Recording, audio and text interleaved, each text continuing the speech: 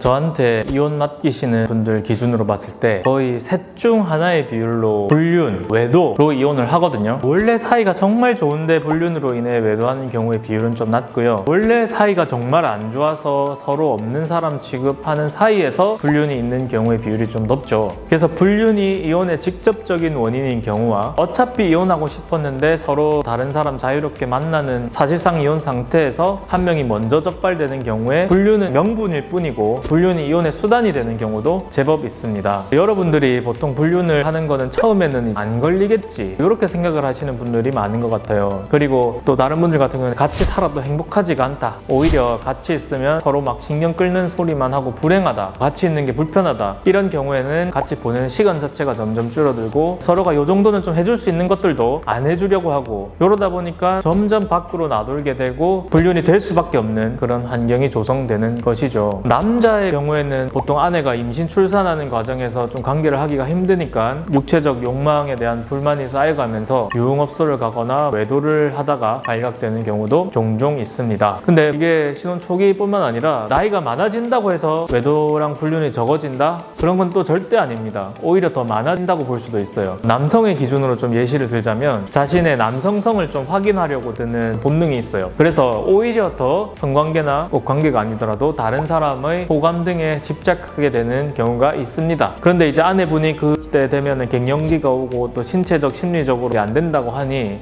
그 시기에 또 외도가 많아지는 분들도 있어요. 나이 70세에도 외도로 이혼하시는 분들이 있고, 지금도 제가 외도를 이유로 70대 분이신데 이혼 소송을 도와드리는 분들도 있습니다. 제가 이런 소송들을 많이 하다 보니까 진짜 순수하게 궁금해지기도 했어요. 70세 정도 되면 어차피 부부 사이에 서로 관계를 잘 안 하게 되고, 아니면 또 배우자가 다른 사람이랑 관계를 하는 게 어느 정도로 싫을까, 이걸 용서하지 못하는 그 마음은 뭘까, 소유욕인가, 이런 생각도 좀 해봤고, 이 사람은 정말 나하고만 관계를 해야 되고 정조를 지켜야 한다는 그 심리, 이런 것들이 좀 궁금해지기도 했습니다. 그래서 이게 정말 복합적인 이유로 이혼을 하시는 것 같아요. 자, 이제 불륜에 대한 대처를 조금 알려드리도록 하겠습니다. 젊은 분들 같은 경우에는 배우자가 불륜을 하는 경우에는 충격을 많이 받아요. 나이 드신 분들은 이런저런 경험도 많이 해보고 그런지 크게 놀라기보다는 자기도 맞바람을 피든지 아니면 이혼을 하든지 재산이라도 받아내든지 조론을 하든지 이런 식으로 이제 좀 침착하게 다양하게 대응하는 경우가 많은 것 같아요. 그래서 실제로 저한테 배우자가 불륜을 했지만 이혼을 하고 싶지도 않고 좀 협상만 해달라 이렇게 의뢰하시는 분들이 꼭 1년에 한두 분은 계십니다. 그래서 이런 경우에는 바람핀 배우자 쪽에서도 어느 정도 예상했다는 듯 이혼하면서 시끄러워지는 것보다 내가 이 정도의 재산을 줄게 조치를 신속하게 취해줍니다. 그래서 불륜에 대한 대처를 몇 가지가 있다는 것들을 좀 설명을 드릴게요. 완전히 뚜껑 열려서 난장판을 만들고 막 상대 회사에 찾아가고 인터넷에 올리고 망신을 주려고 하는 스타일, 이런 분들이 계시고요. 조용히 넘어가는 대신에 재산을 받아 가시는 분들도 계시고요. 세 번째는 자신의 배우자도 배우자인데 상대 불륜녀나 불륜남을 조져야 된다, 이 사람만 조져주세요 라고 공격하는 스타일이 있고요. 그냥 딱 원칙대로 이혼소송 해주세요, 그냥 딱 법대로 해주세요, 원칙적인 스타일, 이렇게 크게 나뉘는 것 같습니다. 어떤 방법이 효과적이고 자신에게 득이 될지는 여러분 자신을 한번 돌아보시고 내가 뭘 원하는지 한번 생각해 보시고 아니면 변호사 상담을 통해서 결정을 하시면 될 것 같습니다. 대부분의 변호사들이 원칙적인 이혼소송 이런 것들 경험하고 그에 관한 절차들은 비슷비슷하게 안내를 해줄 거예요. 그런데 이제 소송 외적으로 상대방과 본욕을 치르게 하거나 아니면 상대방과 협상을 하거나 이런 방법은 제가 잘 아는 분야 중 하나이거든요. 그래서 어떤 방식으로 이 불륜 사건을 풀어나갈지는 다양한 선택지가 있으니까 이 영상을 보시고 상담을 한번 받아보고 싶다면 위 번호로 연락 주시기 바랍니다. 이혼소송이나 불륜이나 이런 것들이 지역사회에서는 한 달이 건너면 다 아는 경우가 많아서 이혼소송 저한테 의뢰주시는 분들이 다양한 지역에서 의뢰를 많이 주세요. 조금 거리가 있더라도 저한테 많이 맡겨들 주시더라고요. 그래서 제가 지역 상관없이 현재 사건을 진행을 하고 있으니까 편하게 연락 주시기 바랍니다. 이상 이혼 전문 정성원 변호사였습니다.